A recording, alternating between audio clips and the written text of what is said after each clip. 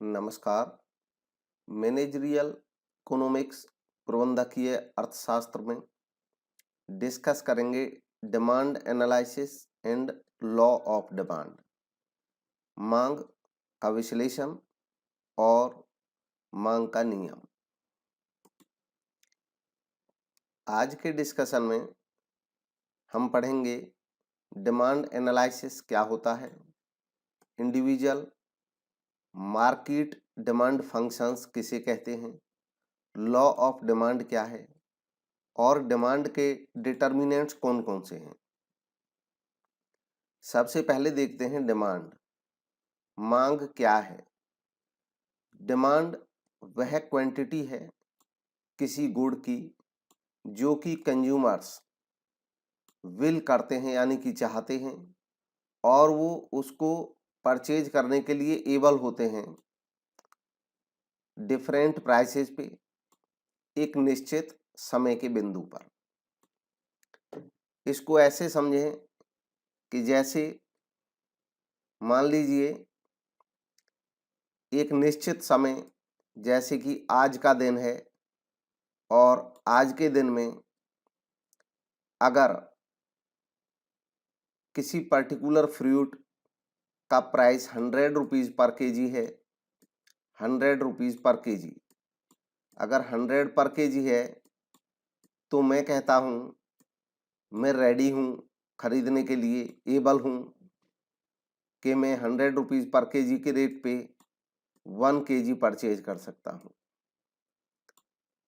और अगर यह रेट कम होकर के 80 रुपीज़ हो जाता है पर केजी तो मैं कहता हूँ कि तब मैं 2 केजी खरीदने के लिए रेडी हूँ। अगर यह रेट बढ़ कर के 150 हो जाता है तो मैं कहता हूँ कि मैं केवल हाफ के जी आधा किलो ही परचेज करूँगा। तो इस पूरे विश्लेषण को डिमांड कहा जाता है कि at a particular point of time, एक निश्चित समय के बिंदु पर विभिन्न कीमतों पे मांगी गई मात्रा, ये कुल मिलाकर के डिमांड कहलाती है। अगर केवल हम इसकी बात करें किसी एक रेट पर कि जैसे 100 रुपये है और 100 रुपये पे 1 केजी में खरीद रहा हूँ, तो ये जो 1 केजी है ये क्वांटिटी डिमांडेड है, मांगी गई मात्रा है। मांगी गई मात्रा 100 रुपये में मैं 1 किलो खरीद रहा हूँ तो ये 1 केजी मेरी क्वांटिटी डिमांडेड है। लेकिन मेरी जो डिमांड है वो एक निश्चित समय पर अलग अलग रेट पे अलग अलग मात्रा जो मैं मांग कर रहा हूँ, इस पूरे को डिमांड कहा जाता है। अब समझते हैं कि नीड में और डिमांड में क्या अंतर है।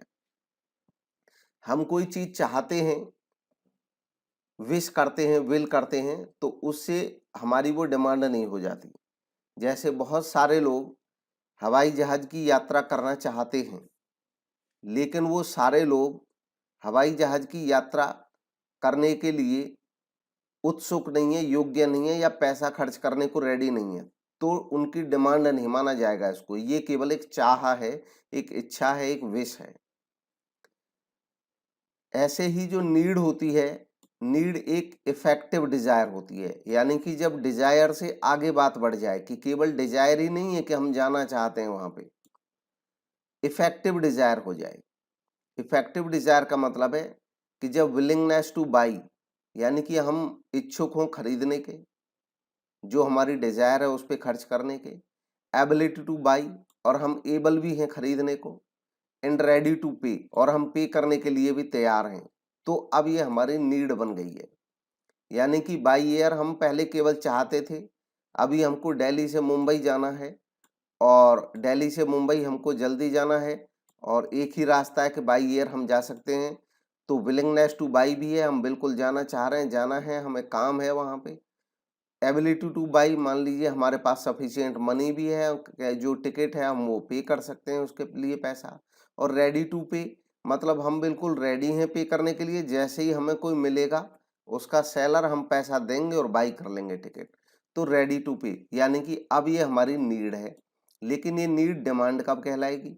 ये डिमांड कहेगी इकोनॉमिक्स की भाषा में जब इसमें 2 और एडिशनल चीजें जुड़ जाएं हमारी थ्योरी में। तो डिमांड में 5 चीजें शामिल हो जाती हैं कि नीड तो हमारी है ही, कि हम विलिंगनेस टू बाई भी है, एबिलिटी टू बाई भी है, रेडी टू पे भी है, लेकिन अब एक स्पेसिफिक प्राइस और स्पेसिफिक पीरियड, एक निश्चित पीरियड और निश्चित प्राइस, तो ये हमारी डिमांड बनी। तो इस तरह हम डिमांड की पहचान कर सकते हैं। नेक्स्ट है डिमांड फंक्शन। डिमांड फंक्शन क्या है?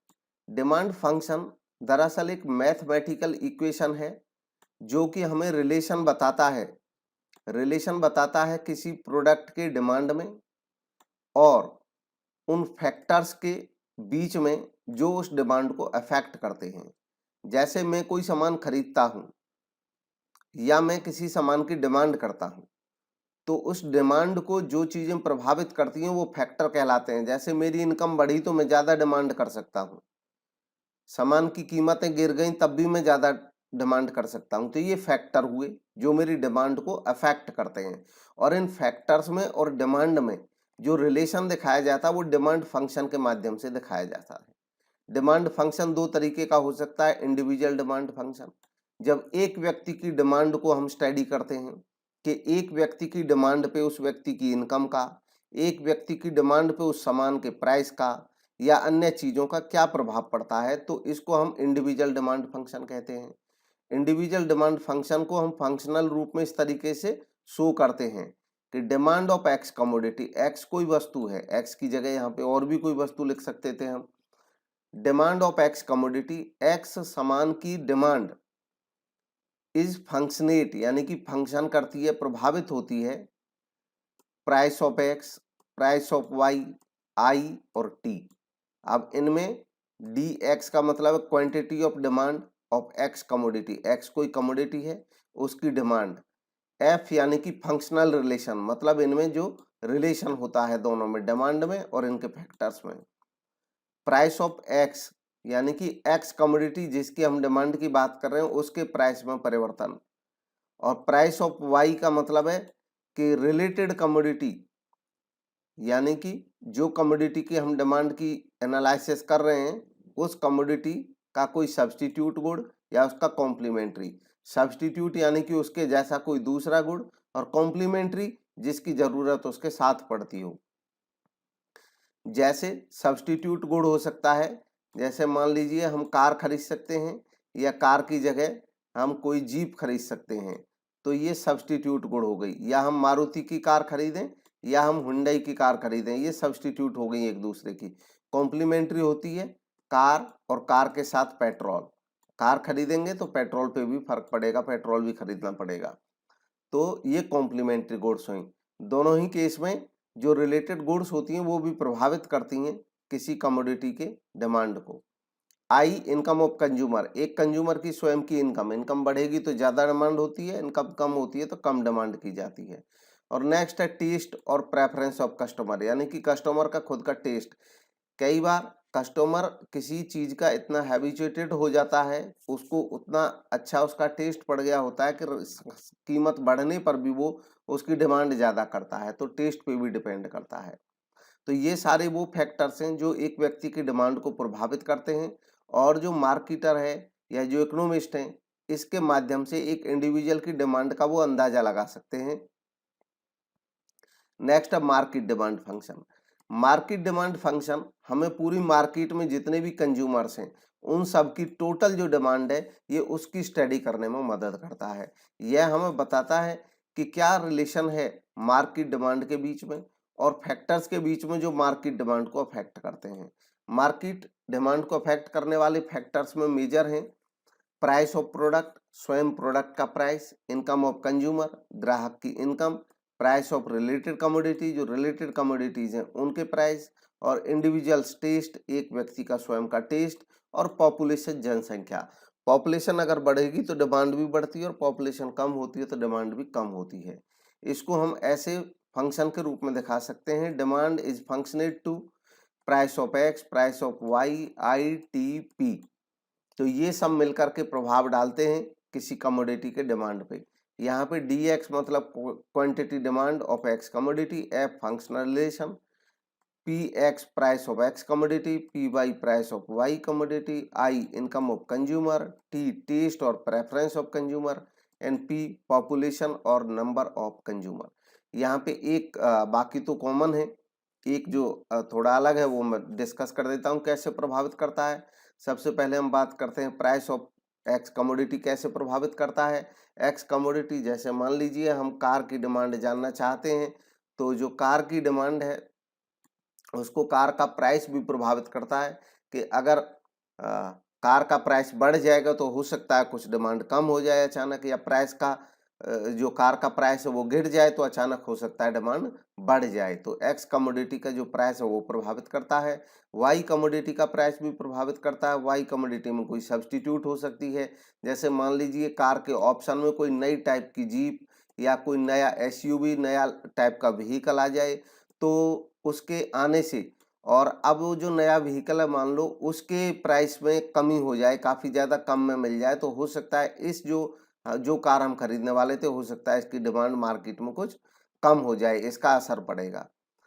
तो एक तो सब्स्टिट्यूट का असर पड़ता है उसके प्राइस के चेंज होने का, दूसरा कॉम्प्लीमेंट्री। कॉम्प्लीमेंट्री होता है कि उसका पूरक, जैसे कार हम खरीदते हैं तो हमें साथ साथ पेट्रोल भी यूज करना ही पड़ता है चलाने के लिए, पेट्रोल या कोई भी ईंधन कहें। अब मान लो अगर पेट्रोल के प्राइसेस अचानक बहुत तेजी से बढ़ते हैं तो कुछ लोगों के माइंड में ऐसा आ सकता है कि भी प्राइसेस बहुत ज़्यादा हो गए पेट्रोल के और इसलिए कार उतना अब चलाना कंफर्टेबल नहीं है, वो महंगा पड़ेगा, इसलिए हो सकता है कार की डिमांड कुछ कम हो जाए। और पेट्रोल काफ़ी सस्ता अगर हो जाता है तो हो सकता है लोग सस्ता हो गया है इसलिए हो सकता है कार की डिमांड पे भी फर्क पड़े और वो बढ़ जाए, तो ये प्रभाव पड़ सकता है। इनकम ऑफ कंज्यूमर, कंज्यूमर की स्वयं की इनकम का फर्क पड़ता है। कंज्यूमर की इनकम बढ़ती है तो डिमांड बढ़ जाती है, इनकम गिरती है तो डिमांड गिर जाती है। टेस्ट और प्रेफरेंस ऑफ कंज्यूमर, जिन चीज़ों के बारे में कंज्यूमर्स काफ़ी प्रेफर करते हैं जिन चीज़ों को, उनके प्रेफरेंस की वजह से भी डिमांड बढ़ जाती है। और अगर कंज्यूमर्स का टेस्ट बदलता है, फैशन बदल जाता है, वो नहीं चाहते हैं वैसा प्रोडक्ट, तो डिमांड बिना अन्य कारण में कोई चेंज हुए भी गिर जाएगी। पॉपुलेशन यानी कि नंबर ऑफ कंज्यूमर, किसी प्रोडक्ट के जो खरीदार हैं, ग्राहक हैं, वही यहाँ पे पॉपुलेशन कहलाते हैं। अगर उनकी संख्या बढ़ेगी तो डिमांड भी बढ़ जाएगी, संख्या कम होगी डिमांड भी कम हो जाएगी। नेक्स्ट है law of demand. Law of demand क्या कहता है? लॉ ऑफ डिमांड कहता है सेटरिस पेरिबस। इसका मतलब होता है कि अदर फैक्टर्स रिमेन कांस्टेंट, अगर बाकी जो फैक्टर है वो कांस्टेंट रहें। बाकी फैक्टर का मतलब होता है कि लॉ ऑफ डिमांड में दरअसल हम लॉ ऑफ डिमांड में जो कई सारे फैक्टर्स होते हैं उनमें से हम केवल प्राइस का फैक्टर का ही प्रभाव देखते हैं डिमांड पे। प्राइस और डिमांड की थ्योरी है एक तरह से लॉ ऑफ डिमांड। हम ये देखते हैं प्राइस का डिमांड पे क्या असर पड़ता है, और जो बाकी फैक्टर्स हैं उनको ये मान लेते हैं कि वो कांस्टेंट हैं, यानी कि उनमें कोई चेंज नहीं है, ये एजम्पशन होती है। तो ये कहते हैं लॉ ऑफ डिमांड कहता है कि अगर बाकी चीजें समान रहें तो price and quantity demanded of any product are inversely related to each other. अगर अन्य चीजों पे कोई अंतर ना हो तो प्राइस और डिमांड एक दूसरे के क्या है, खिलाफ हैं, एक दूसरे के विपरीत हैं, इनवर्स हैं। जब प्राइस बढ़ेगा तो डिमांड कम हो जाएगी और प्राइस कम होगा तो डिमांड बढ़ जाएगी। जब किसी प्रोडक्ट के प्राइस इंक्रीज करते हैं तो उसका जो डिमांड है वो कम हो जाता है और उसका उलट। अकॉर्डिंग टू मार्शल, मार्शल कहते हैं amount demanded increases with fall in price. Amount जो डिमांड की जाती है यानी कि डिमांड जो है किसी प्रोडक्ट की वो बढ़ जाती है अगर प्राइस कम हो जाते हैं, and diminishes with rise in price. और जब प्राइस बढ़ता है तो उसकी डिमांड डिमिनिश हो जाती है, कम हो जाती है। डिमांड शेड्यूल के माध्यम से हम इसको देख सकते हैं। डिमांड शेड्यूल को डिमांड टेबल भी कहा जाता है, और इसको हम जो लॉ ऑफ डिमांड है उसी को इसमें देखते हैं क्वांटिफाई करके कि जब प्राइस किसी कमोडिटी का 5 रुपीज था तो उसकी क्वांटिटी डिमांड हो रही थी 10, प्राइस गिर करके 4 हो गया तो उसकी क्वांटिटी डिमांडेड बढ़ गई। प्राइस कम होकर के 3 हो गया तो क्वांटिटी डिमांडेड उसकी 30 हो गई, बढ़ गई। जैसे जैसे प्राइस गिर रहा है तो हम देख रहे हैं कि वैसे वैसे उसका जो डिमांड है वो बढ़ रहा है। देखिए क्वांटिटी डिमांडेड, जब हम एक प्राइस पे बात कर रहे हैं कि 5 रुपये पे 10, तो ये 10 क्या है, ये क्वांटिटी डिमांडेड है। लेकिन 5 रुपए पे 10 और 4 रुपए पे 20 ये डिमांड है। अब इसी को हम डिमांड कर्व के माध्यम से भी देख सकते हैं। एक्स एक्सिस है, ये एक्स अक्ष है, ये वाई एक्सिस है, इस पे क्वांटिटी है, इस पे प्राइस है। हम देख रहे हैं कि जैसे जैसे प्राइस बढ़ता जाता है, जैसे मान लो किसी भी पॉइंट पे अगर हम देखते हैं यहाँ पे कि जब प्राइस बढ़ता है तो जो डिमांड है क्वांटिटी की वो कम हो जाती है। प्राइस जब ज़्यादा है तो डिमांड कम है, अगर प्राइस कम है तो डिमांड ज़्यादा है। यहाँ पे देखने से पता चल रहा है, ये डिमांड क्वांटिटी दिख रही है, ये डिमांड का ये कमोडिटी का प्राइस दिख रहा है। तो इससे डिमांड कर्व इस तरीके से बनता है, स्लोप करता है ये राइट टू लेफ्ट। नेक्स्ट है assumptions of law of demand. अब लॉ ऑफ डिमांड की कुछ मान्यताएं हैं, कुछ एजम्पशंस हैं। ये एज्यूम किया जाता है कि no change in price of related commodity, जो रिलेटेड कमोडिटीज हैं उनके प्राइस में कोई चेंज है नहीं। No change in income of consumer, ग्राहक की इनकम में भी कोई चेंज नहीं है। ग्राहक के taste, preference, custom, habit, fashion में भी कोई चेंज नहीं है। कोई एक्सपेक्टेशन नहीं है कि हाल ही में जल्दी में कोई प्राइस बढ़ने वाले हैं, और नो चेंज इन पॉपुलेशन में भी कोई अंतर नहीं है। तो जब हम ये एजम्पशन लेते हैं तभी हमारा लॉ ऑफ डिमांड सही दिखता है, ट्रू दिखता है। नेक्स्ट है causes of downward sloping demand curve.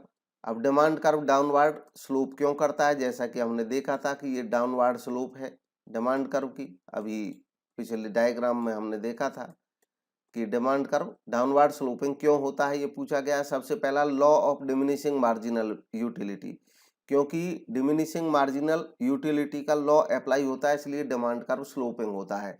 इस बात का मतलब क्या है?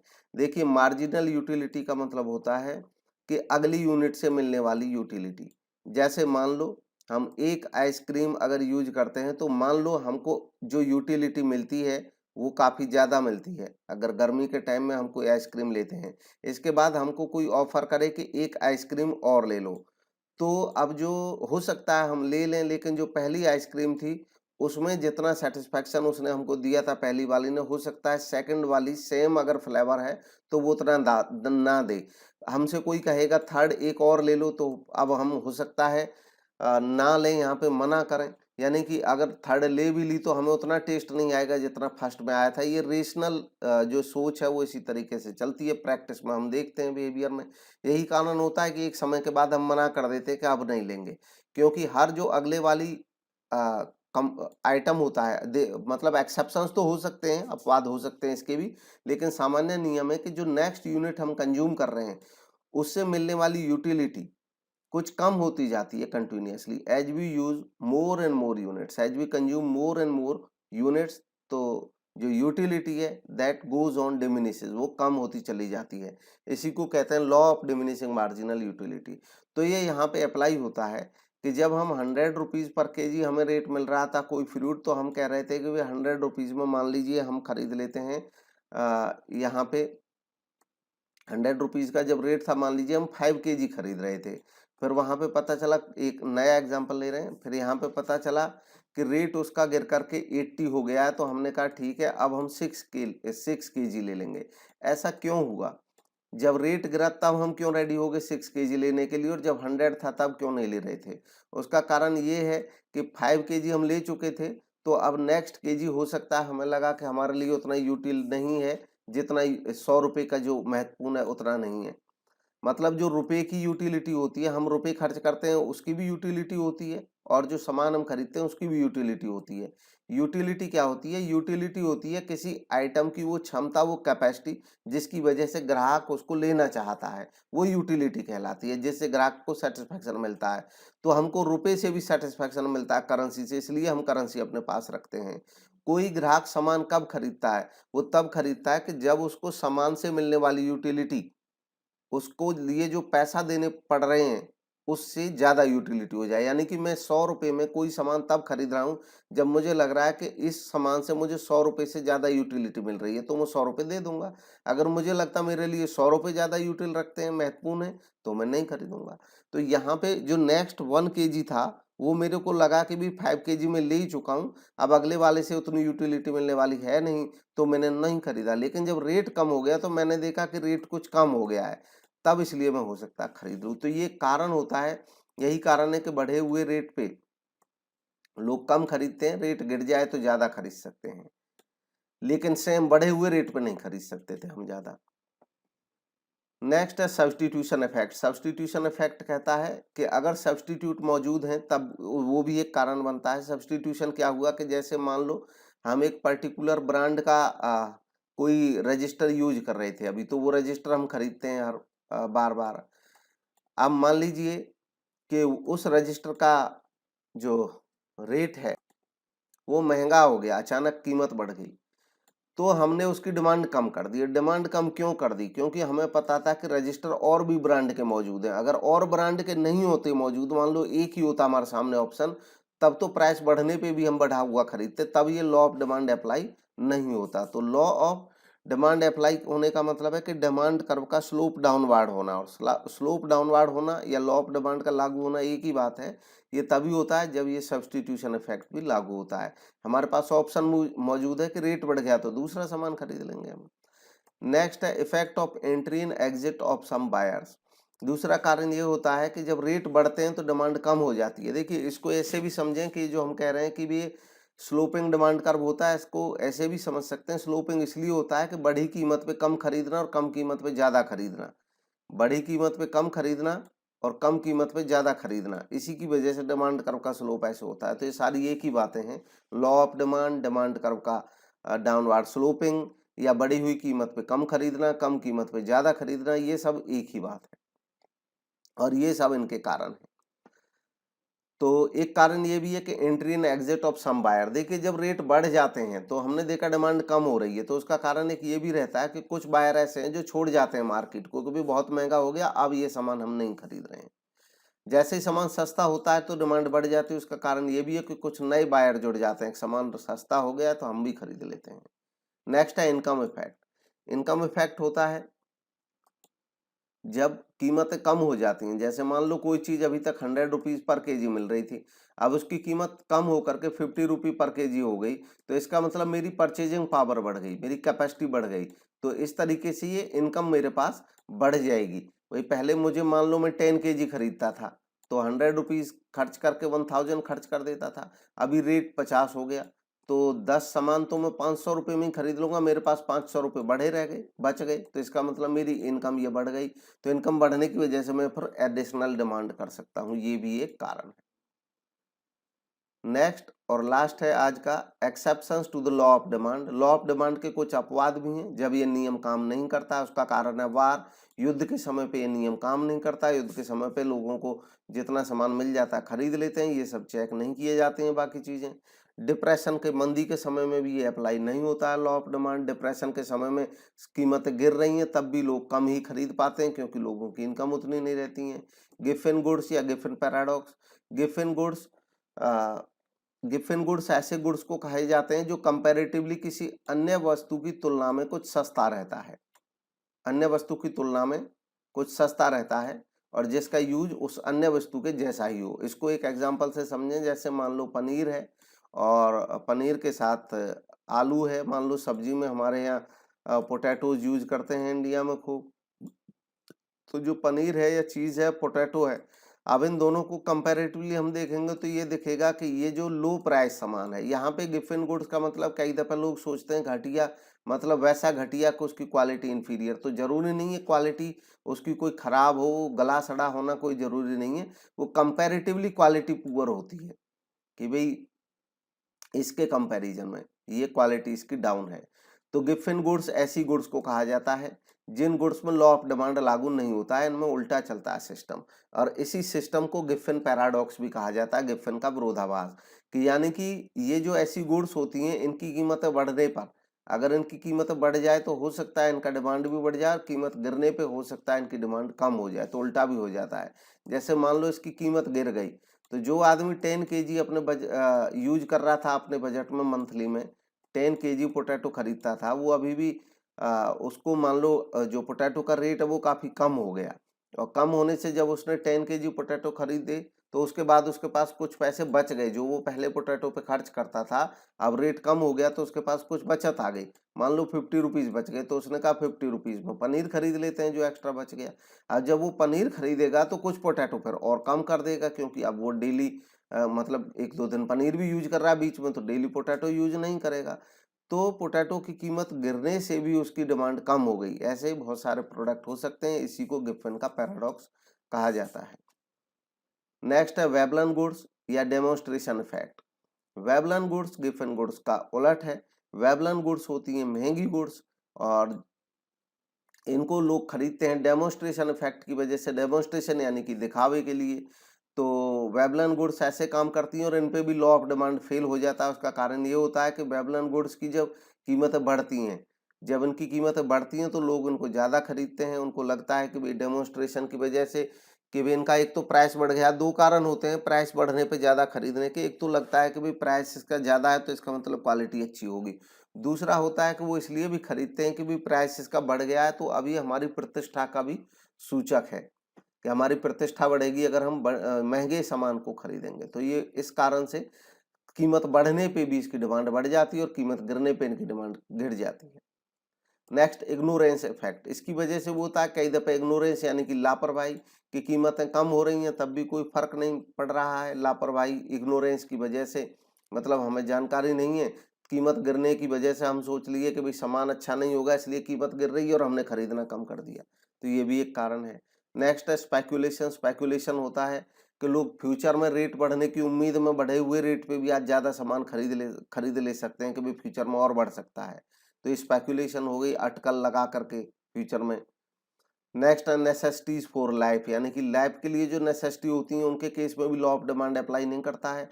जो जीवन रक्षक चीज़ें होती हैं उनको चाहे प्राइस कितना भी बढ़ जाए लोग तब भी उनकी डिमांड ज़्यादा ही करते हैं, इनमें कोई कमी नहीं आती है। तो ये था discussion demand analysis and law of demand के बारे में। Thank you.